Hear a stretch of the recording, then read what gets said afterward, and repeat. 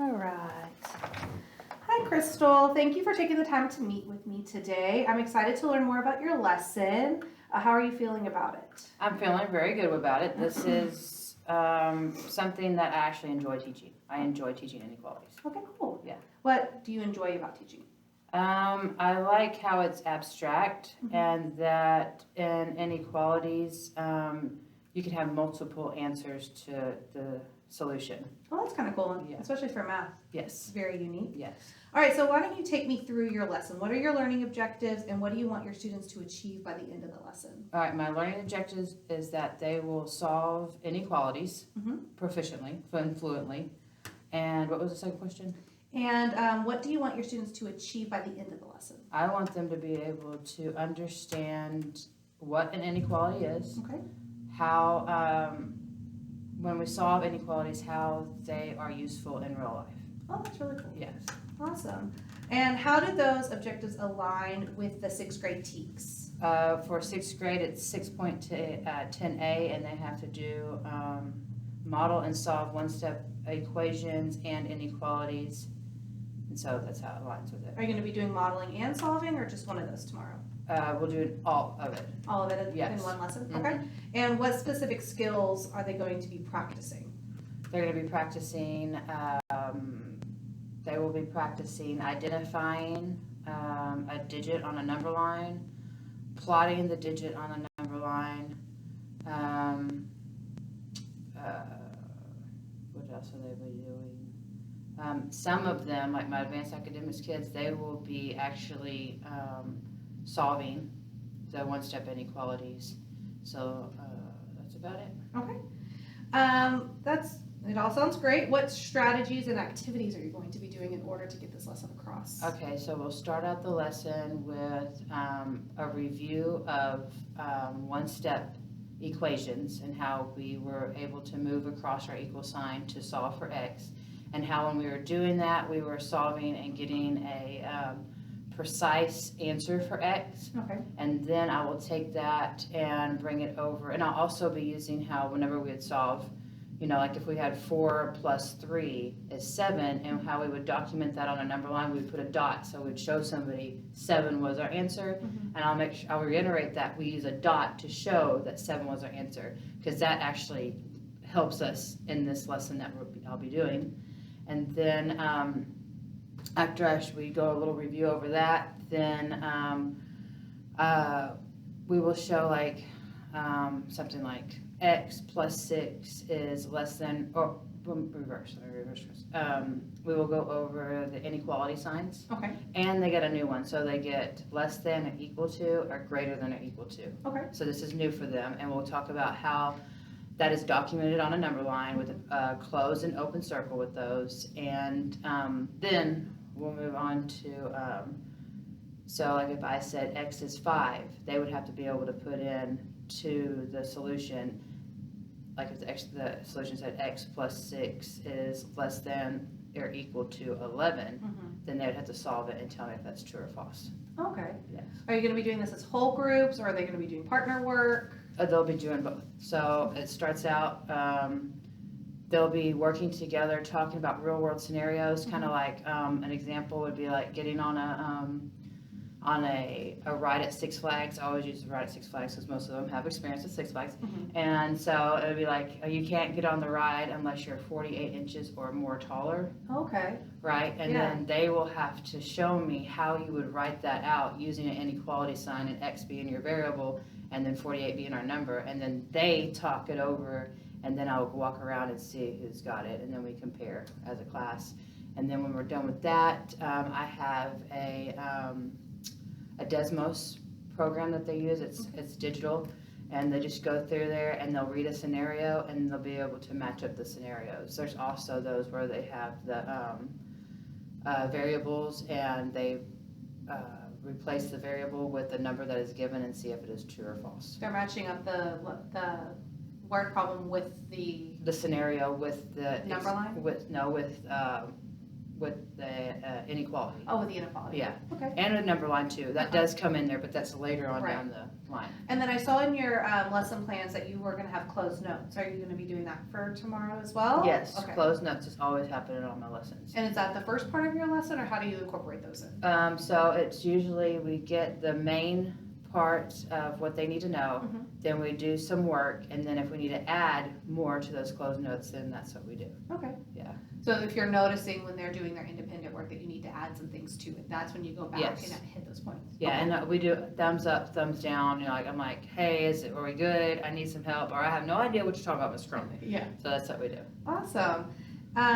So how do you make sure that everybody is engaged? Walking around, monitoring. Okay. I try to make it to where it is a real life scenario. So as I said, Mhm. Six Flags, going to the store. Your parent gave you $150 at the store. You can't spend no more than $150. Everybody's happy with spending $150, and they're really able to connect themselves with real world scenarios. So I think that keeps them engaged in the classroom. Yeah, absolutely. Do you have any differentiated instructions to meet the diverse learners, including those who may need extra support? Of course. We provide the number line. Mhm. And so, like with inequality signs, so like our less than symbol, when we show it on a number line and we got to show all the numbers that are less than, I try to help them notice that it looks like an arrow, and that's the direction your line will go on your number line. Your arrow will go on your number line. We try to draw pictures. Number lines are very important in this lesson. Yes. For sure. So, and then I tried to ask the Spanish speakers what the word is for that Yeah. thing and try to use it. They laugh at me most of the time, but I still try to use it. Fantastic. Yeah. And do you have any kind of anchor chart on the wall for them to be able to refer Yes. back to? Anchor charts. That's where I always start my lessons at the anchor chart. So I go over their anchor chart so they know that they're there. They understand an anchor chart. I feel like if I'm not explaining the anchor chart to them at first, they never know how to use it anyways, right? So that's how I start the lesson, and I always refer back to the lesson during the lesson.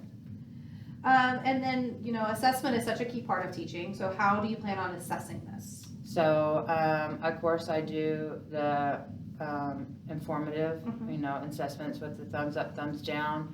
I do an exit ticket whenever we're done, and that's documented onto a data sheet. Okay. And then also I would do a formative assessment whenever at the end of this unit. Okay. And I also do CFAs In the middle of the units? in the middle of the units, Okay. yes. And are those digital or on paper? They're digital. They're digital as well. And that gives the students immediate feedback? Are they able to redo those? How do you take that information and what will you do with it? They're not able to redo them, but they do give them immediate feedback. And I just take the information, and then we have progress learning. Mhm. So then I find that TEK on progress learning, the study plan on progress learning, and then I have them go do that TEK. Okay, in order to reinforce what they're missing? Yes. Excellent. And once the lesson is over, how do you reflect on what worked well and what did not? I go back home, and usually I'm sitting on the couch or in my bed going to sleep, and I'm reflecting, and I'm like, well, maybe next time I should do this. And I'll go back, and I have a folder that I keep everything in every year, and I'll go back and I'll write. So next year I'll remember what I need to change if need to be. Oh, that's awesome. So before we wrap up, are there any challenges that you anticipate with this lesson?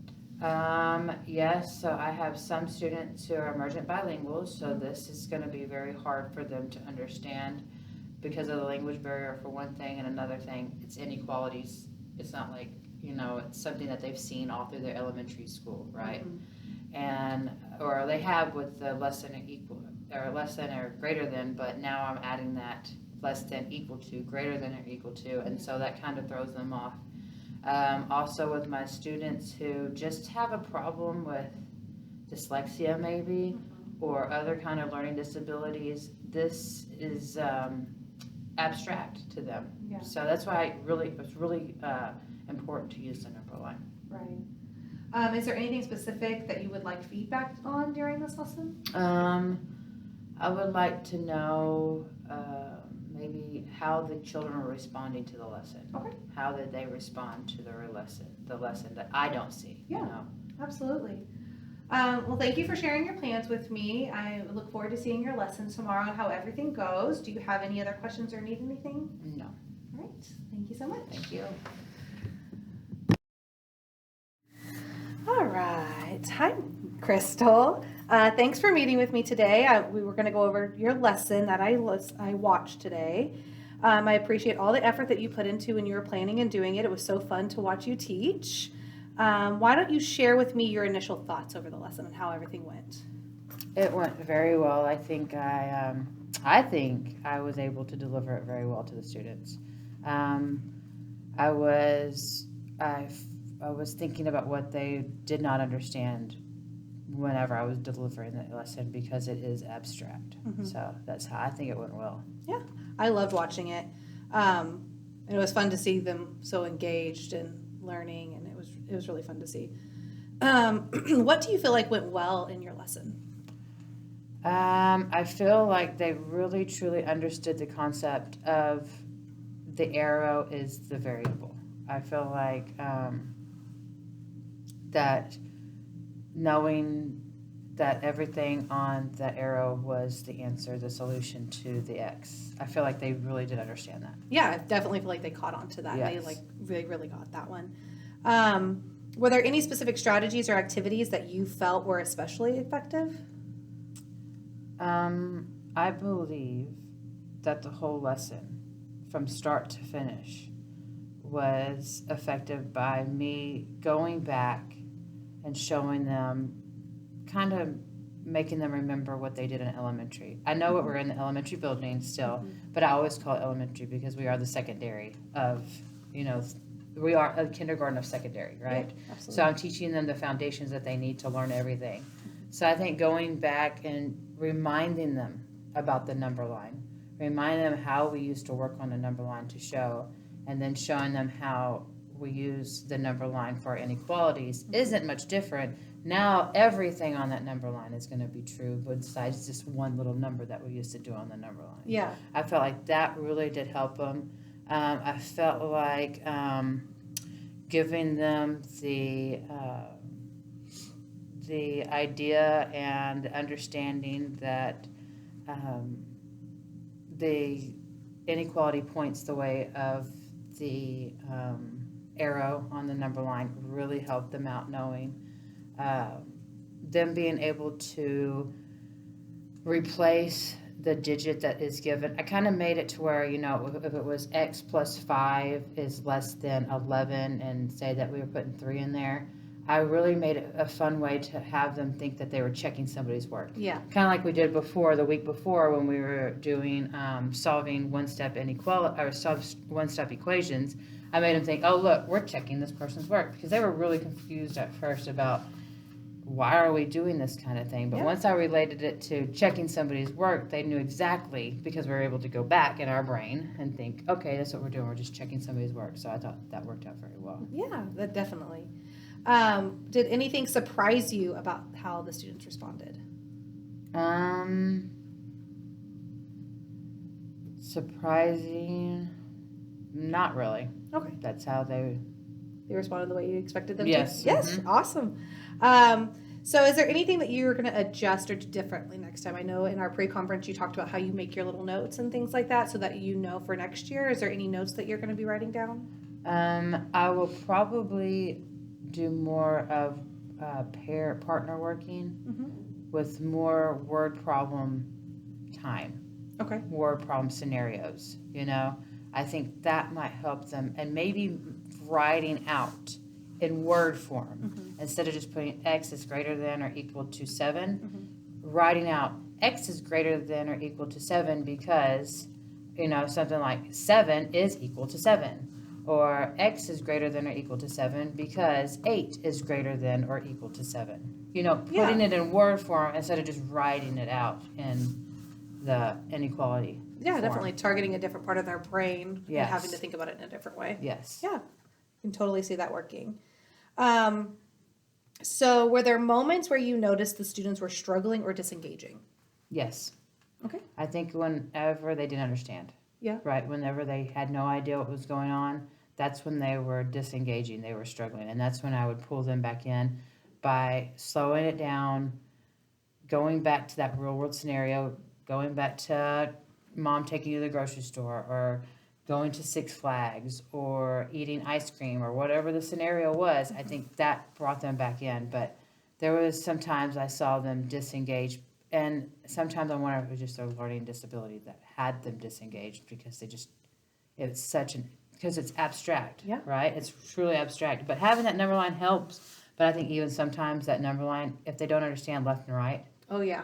that happened a lot. Did you notice that? I did That definitely happened a notice that. lot. They would say that goes to the right. I'm like, so those numbers to the right are less than 6, and they'd be like, yes, and they're like, oh yeah, no, it's not. It's the other way. So Yes. that was a problem too. Left and right. Lefts and rights, yeah. Yeah, greater than or less than. So is there a way that next time that you can help with the left and rights? That's why I showed them the less than and drawing the arrow, putting the little arrow stick going that way.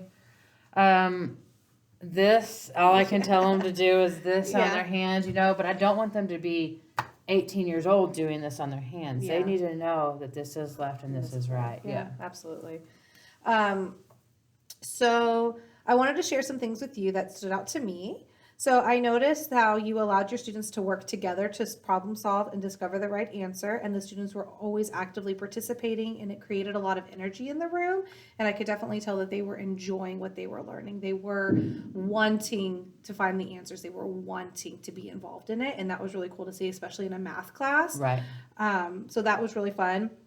Another strength of yours was the visual aids to help the concept. Like you said, you did a lot of the number lines. I loved your anchor chart in that you referred back to it often. The kids referred back to it often, so you can tell that it's something that they're used to using, and it's not something that you're just throwing in for this particular lesson. So that was also awesome to see.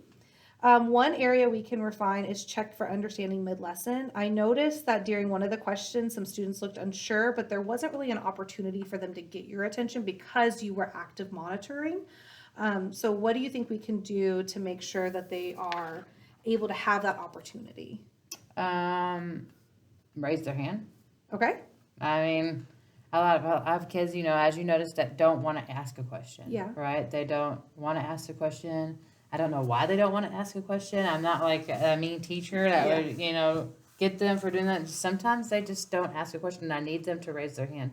Maybe before I start, I say, work with your partner or work individually. And if you find yourself having a problem, you can raise your hand or ask the person next to you. Yeah, absolutely. But give them that permission if they're working individually to ask a person next to them that they're not going to get in trouble for talking, as long as they stay on topic. So, yeah, as long as they're asking what it is that they're working on. Absolutely. And sometimes I don't even think it's that you're a mean teacher. I think it's more of like the embarrassment of not wanting to call attention to themselves. And I know that you're kind of in that age group where they are really worried about their peers. Yes. So I know that maybe making that clear at the beginning that you can ask questions and that you should ask questions and things like that might help a little bit with that as well. Something that I was thinking about as well was that you could incorporate a quick formative assessment.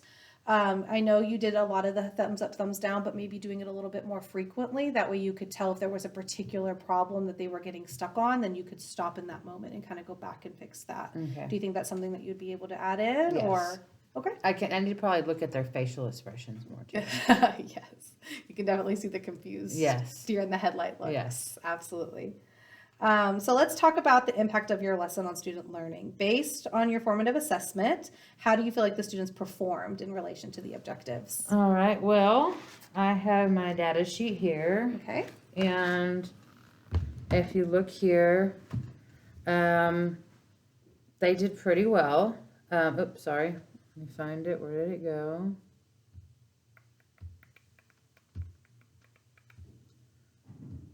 It's somewhere in here, I promise. It's okay. I believe you. I just saw it. It was beautiful. All right, maybe I need to close out some tabs.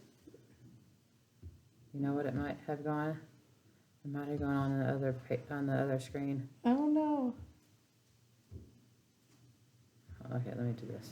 I'll find it this way. Boop. And doop. There we go.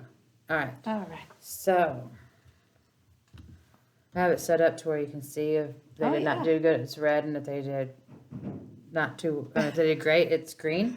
Very color So, coordinated. yeah, so, if they, did not do well, there's only 2 problems, Okay. okay? So, if they got both problems correct, they got 100, Okay. okay? And if they got either 1 correct or none, they got a 0, Okay. all right?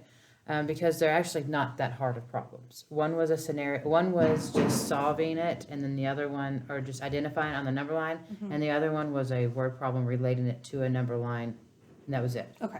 All right, so you see that I got 1, 2, 3, 4, 5, 6, 7 out of this class, 8, 9 out of, I think there's 22 kids in there. Mm-hmm. So it wasn't that bad. I think most of them, it was that second problem where it was relating it to, and the wording was, um,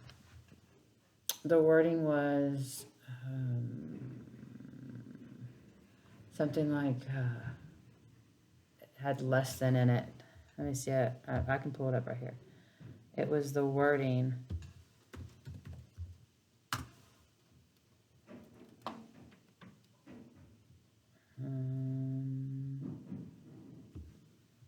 It was, and people came and asked me about this one. That's how I knew it really messed them up. It was, and so you know, Evan? Yes. Okay. So he said, Miss Chrome, if it is less than or equal to, we use this sign, right? And I said, yes. And then he said, Excuse me. well, the question says, where is it? Not less. The mom was told not to do less than 20 of the chores. The mom told the child not to do less than 20 of the chores. Ooh, that's tricky. You got the knot in there. Yeah, less than, not do less than 20 of the chores. So Yeah. they thought it was less than, Yeah. right? They didn't think, wait a minute, you can't do less than 20, right? So Yeah. they were really thrown off on that verbiage. Yeah. They had to do more than 20 of the chores, which I would agree with that, Mom. But I thought that was an interesting wording, and so we went over those 2 things. At least Mhm. and at most. Okay. Those are the 2 things we had to reiterate on. Was at least and at most. Okay. Because they don't understand those 2 things Yeah. said, right? Because they're thinking most, what they've learned in elementary school, right? Yeah. All right, so. Is that something that you can add into your lesson for next time? Oh, for sure. Yeah.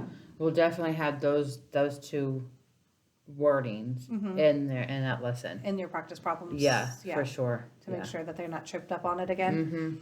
Mm-hmm. Were there any student groups or individuals who exceeded expectations or who needed additional support? Yes. Okay. All of the above. So we have, my advanced academics Mm-hmm. who just blew it out of the box, right? I mean, they understood it. It was abstract, and they understood the abstract of it, right? They were able to insert any number on that arrow and put it in there and make that true. I did have one student who was in my advanced academics who rushed through his practice assignment, Okay. and scored a 64. So then I made him do it over, and when he would come back and talk to me about each question, because he had to come back and show me when they answer the next question before they can put their answer in, and he started getting it because he had to come back and do it over and over again, right? He's like, all right, I'm starting to get this. So select an equation that best represents the situation. Joshua scored 37 points. This is 5 points more than Alex scored, right? So he had to figure out, because this is advanced academics, right? So they get a little bit more advanced. He had to figure out which one of these was it, and he would come up and he would say the wrong answer. He'd say, and this comes in blues, yellows, Yes. pinks, and some other color. He'd go, this is blue, right, Miss Chrome? And I would read the question, I'd look at the answer and say, read the question again. Mm-hmm. And he would read the question again, and he'd look at his answer and go, oh! And he'd put it on and put the correct answer. Yeah. So I think reading it Mhm. helped him out instead of rushing. Yes. Reading the whole thing helped him out. My emergent bilinguals, they were having a tough time with it. Okay. Because just the language barrier, even though I had the number lines, had the things I needed, Mhm. I don't even know if they had ever seen even before. I don't know what their prior learning is to inequality symbols less than or greater than. I have no idea. So, Yeah. I mean, I don't know if I was showing them something new or not showing them new. I had one of my emergent bilinguals who's from here, just got here to America, and she said that she was in an English school in Mexico. So she had seen them before, and so it was Mayoya. I don't remember the two Spanish word for them, but she tried to help me out Oh, with my very cool. other emergent bilinguals with that. But still, that whole greater than, equal to, and less than or equal to was really throwing her off, right? 'Cause she had never seen it before, or even heard of it or anything. And then my sped children, they actually did pretty good. Yeah. I was actually very impressed with my sped kids, and I think it was because the number line. The pictorial portion of it. Yeah, the number line was a big thing for them. And then being able to show them that, look, this arrow crosses over this 9. Look, we can put this 9 in here for this X. Do this problem. Is it true? Yes. So it's more like checking. Yeah. So once you understand that you're actually checking somebody's work almost, Mhm. it makes it pretty easy. Now, I don't know how it's going to be next week whenever we have to actually start solving them, but we'll find out. Yeah, that's a whole other situation.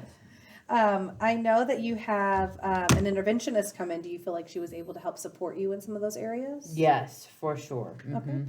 Yeah. Did she need to pull any groups, or is she just helping you monitor? My interventionist stays in the room with me. Okay. We do team teaching, right? Mhm. She reiterates what I say to them, gets on to them. If I tell them to do something, she's walking around saying, Ms. Crump told you to write that down. I'm like, yes, I did. So she really helps out that way. She's able to also, she was a math teacher, 7th grade math teacher for a long time. Yeah. So she's able to know what they need to have in 7th grade. So she's able to say, you need to make sure you understand that. You need to make sure it reiterates what I do, has them do it over or whatever. And she makes them stick to what I tell them to do. And so That's I really fantastic. like her coming in. Yeah. Extra support is always needed. Yes. How can you adjust your approach to ensure that every student achieves the learning goals? Or do you Well, feel like there's an adjustment? I don't really feel there's an adjustment. Okay. I think giving them the quizzes that I give them. So on quizzes, it came up with a new feature to where you can have it actually explain them to them. Kind of like, Ooh. yeah, so like if they get it wrong, it explains to them why they got it wrong, and then they can go back and answer the question. So it explains to them in a different form. So Okay. not in a different form, but I'm talking about like in a different scenario, Right. right? And then they're able to take what they have there in the explanation and go back to that question and re-answer it. And so they have a mastery thing on quizzes now to where they have to, you can set your mastery to anything. I set it to 80 and above. So they have to get an 80 or above to be able to say that they've mastered the concept. So That's I think very cool. that's really helped them out too. Yeah, I love that. Yeah, Technology's been big help in math in a lot of ways, I think. for sure. So to build on this lesson, let's set a goal for your next observation. Based on today's discussion, what is one specific area that you would like to improve upon? Specific area to improve upon.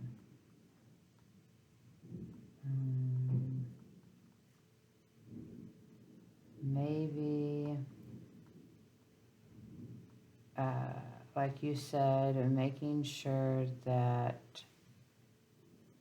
they are able to get my attention whenever they are. Maybe taking away the embarrassment of it and being able to ask me a question if they need be. Okay. You're talking about from earlier when there was a question and they weren't sure how to get your attention? Yeah. Okay. Yeah. Yeah, I think that's a great goal. Do you have any specific goals for your ELL students going forward? I do. Okay. I want them to learn the vocabulary. Okay. Yeah. So I think that will help them learn the vocabulary. I'll probably, they already have a printed sheet of the vocabulary, but I'll probably reiterate it to where that they need to go home and practice it. Because as you know, you can only learn so much in the classroom. So I need them to go home, and there's pictures with the wording. Okay. And I might have Miss Jensen put it into Spanish form, Okay. maybe. I don't know if we're supposed to actually do that every time, but I think it might help them out, especially our very new people. Absolutely. I mean, Well, I think if it has both English and Spanish, it can only be beneficial. right. Like, I don't think it necessarily will hinder them, especially if there's pictures there that is involved. And if it's a difficult topic like this, that's so abstract, then maybe giving them that little piece would be helpful Yeah. to go forward. Have you ever thought about having Miss Jensen come into the classroom during some of those lessons that are more abstract to help them out? No, I have not. Okay, do you think that's something that might be beneficial? Yeah. We could pull her in and do like a pre-conference with her ahead of time of a lesson, and then we can kind of talk about some strategies that she sees, some things that she might be able to pull in. That way she can prep for it ahead of time Yeah. with something so abstract. And then she can come in and team teach as well, kind of like the interventionist does. I think that's a great idea. Yeah. Yeah. And then I know the special education math teacher comes in. Is she able to support you as well with some of your special education Yes. students? Mm-hmm. And does she kind of do the same kind of thing where she just kind of goes around and models it, or how does that work? She does about the same thing. So like I had Miss R Mm-hmm. and Miss, what's the special ed teacher's name? Ram Hamuda. Hamuda, yes, Miss Hamuda. Had them both in here, Mhm. and we were all walking around and monitoring, and I think we feed off each other. Okay. It's really good because I say something, I hear her say it. Then Yeah. Miss R says something, I say it, then she says it. So I think and we're all in the same boat. It's not like we're teaching them something different. Each person's saying the different thing. Right. We're all saying the same thing. So I think it works really well. Good. Yeah. How is this going to relate to your formal assessment at the end of the unit, and then how does it relate to STAR? Is this a larger topic, or is this just a supporting standard? I don't know. You're asking me a question I don't know right now. Where's That's my okay. lesson plan say? I don't remember if it was supporting or I don't remember which one it was. I just know Readiness. that I think it's just a supporting supporting standard. one? Yeah, Okay, so is it like a quicker unit? Like, when are you having your formal assessment over at all? The unit assessment? Friday. Oh, wow. Yeah. Okay, Well, it's not like the district gives us much time. this is very true. It gives us a day to teach each little subject. Yes, they do. Look, Are you able to cycle back in? Yes, because we do morning bell ringers. Okay. Yeah. How do your bell ringers work? So they come in. They have 5 minutes to complete the 5 questions. Oh, wow, 5 minutes for 5 questions. Mm-hmm. Well, I mean, they only get so much time to take a test, and That's true. we only got so much time in a day, and I still have to go over each question. It's not like I'm not going to go over each question with them, right? I'm not Right. going to just tell them the answers and be done. No, the point is for them to learn. So if they don't get in that 5 minutes, and then I give them these little tickets. So if they're actually working and being engaged and actually doing the work on the paper, Mhm. I give them a ticket with their name on it, and then they put their name inside the basket, and then I draw their name after every 2 weeks, and they get an ice cream in the cafeteria. That's really cool. Yeah, so I'm trying to keep them engaged and doing their bell ringers like they're supposed to do. Yeah. Because your bell ringers are going to be the cycling through of Yes, all the lessons. They're spiraling, yeah. Okay. Mm-hmm. Very cool. Yeah. And do you keep any of that information, like of how they're doing to continue to assess them Not later? really. Or it's just like a check for It that? just comes, because it spirals the same teaks every 10 days. Oh, wow. So they're getting the same teak every 10 10 days, or the same concepts every 10 days. Is that something you come up with, or is there like a program that you use? There's a or- program, but the district came up with it this year, so I've been using the district's. Has that been working? Yeah, it has been. Yeah. Mm-hmm. Yeah. That's really cool. 5 questions. That's a lot of math to do in 5 minutes. It is, but they don't give it much time. That's just true. I mean, like we got the middle of the year test. It took they say you got an hour. Yeah, which is just crazy. Right. That's a lot of math to do. It is in math, but they had to, because they say this reasoning is because when they get to college, Mm-hmm. they have so much time that they can take couple of the tests that they have, Mm-hmm. and they're not able. The people aren't able to complete them. Oh, wow. Yeah, I had no idea yeah. That's why they're trying to push them to do the math. to get it through. Mm-hmm. Yeah, that makes sense. Yeah. All right. Well, thank you so much for sharing your reflections and being open to feedback. I'm excited to continue to see you grow and for your next observation. Do you need anything from me or have any final thoughts for me? No, could you make sure that Miss Jensen, you go with that with Miss Yes. Jensen? Yeah, we'll definitely reach out to Miss Jensen and we'll have some kind of conference with her so that way we can support those emergent bilingual learners in your next lessons. Okay. All right. All right. Anything else? No. All right. Thank you, ma'am. Thank you. Okay. Before you go, I wanted to show you something. Uh-huh. So this is, remember when I was talking about them writing it out? Oh, yes, in the Word form. Yeah, so this is it right here. I know some of this is very messy, but doesn't this look good? This is the advanced academics kids. Yeah, that's fantastic. And not all of them did it, right? Right. But Do you think the ones that were able to do this versus that one did a lot better on it? for sure, I could tell the difference. Yeah. Yeah, That's great So, data. yeah. Thank you so much for sharing that. Yeah, That's something very- that you should bring to Ms. Jensen's meeting as well. Okay. So she can see the emergent bilingual students. All right. Yeah. Anything else? No, thank you. All right. Thank you, ma'am.